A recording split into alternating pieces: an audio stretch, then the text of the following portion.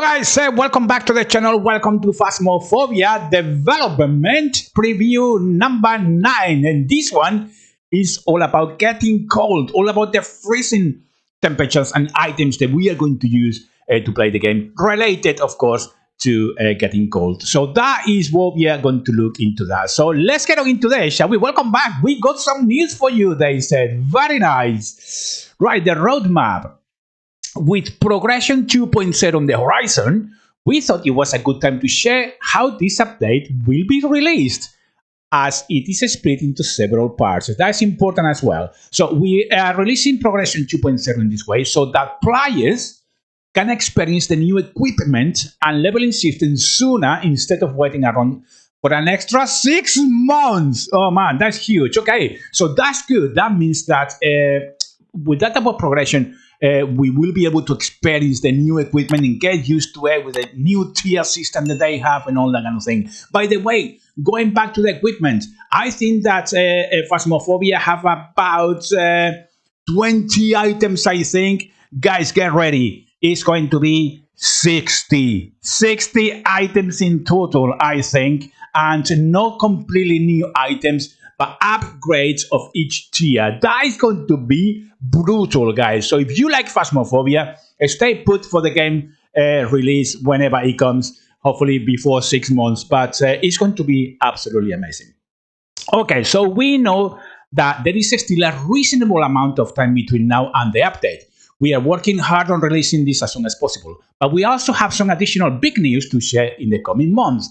Right, that is very, very attractive to me. Okay, so version 9, that's going to be July 2023. Leveling 2.0, rewards overhaul. That's very nice because I feel in this game the reward system is very, very narrow, very limited, and I would like to see more achievements and easy access to those rewards. Sometimes you have to be an absolutely professional at the game to actually get trophies and all that kind of thing. It would be nice to have access to these things earlier on. Leave me a comment below. What do you think about that? I think that would be a good point.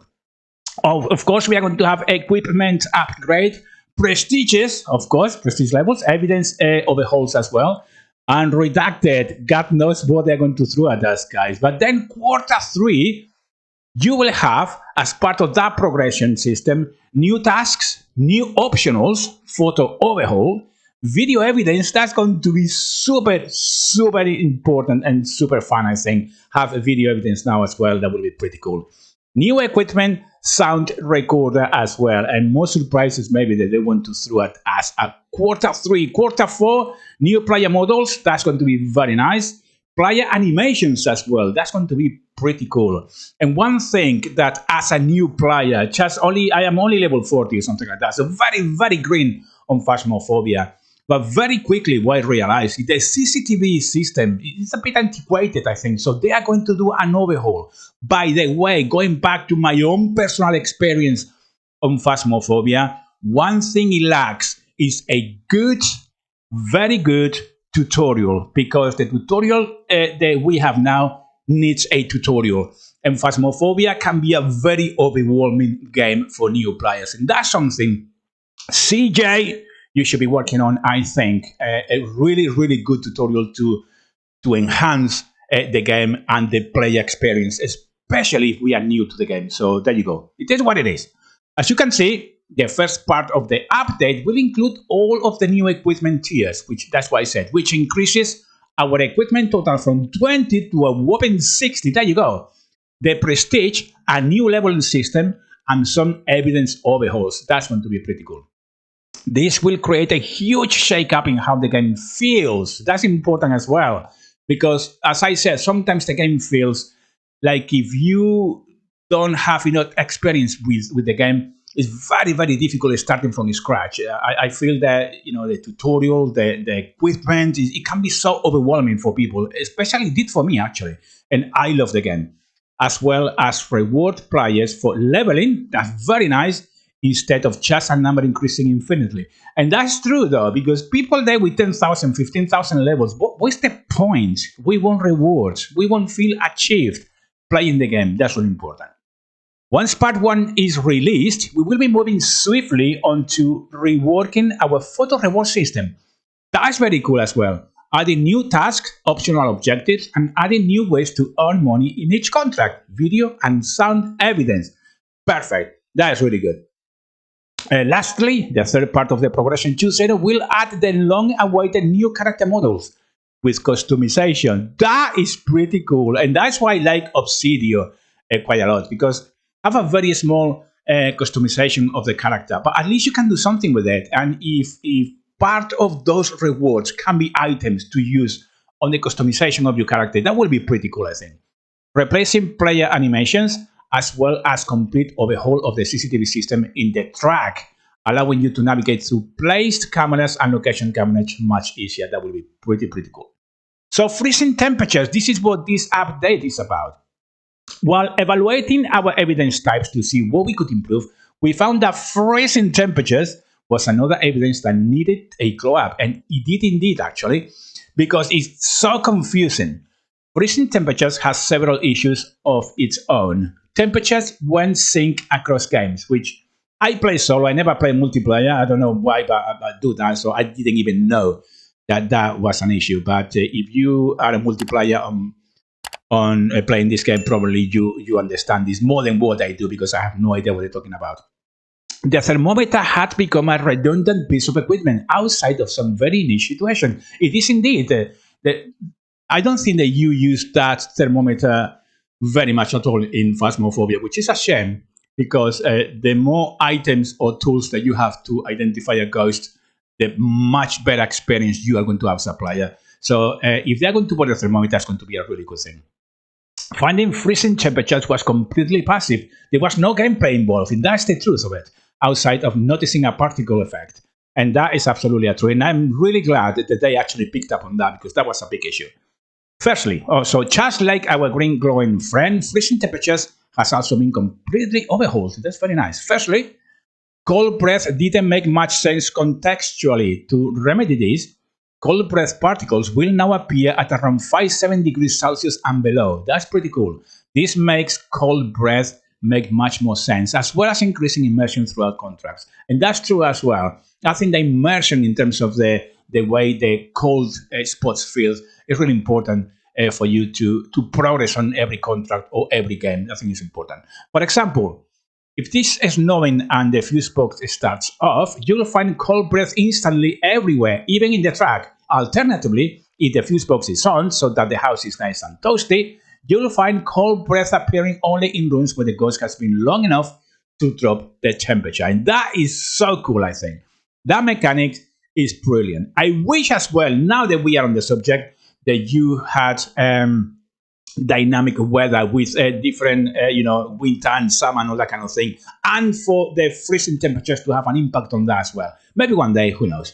So how did we find freezing temperatures evidence? That's where the thermometer comes in. Firstly, the thermometer is now starter equipment, meaning you'll get a free one in every contract. That is brilliant as well. Secondly, you'll need to take your thermometer into rooms where you found cold breath and check if the temperature is 0 Celsius or below. Thirdly, room temperatures are now synced across players. No longer will one player see cold breath before another, and you get much more consistent readings on your thermometers when checking in a group. Fine if you like multiplayer. As I said, I don't, so that doesn't really make a difference to me. Lastly, equipment tiers give you different ways of checking freezing temperatures and help you to find the ghost room. So the tier 1 is this very old-fashioned thermometer. I remember this, my mother used to have one of those.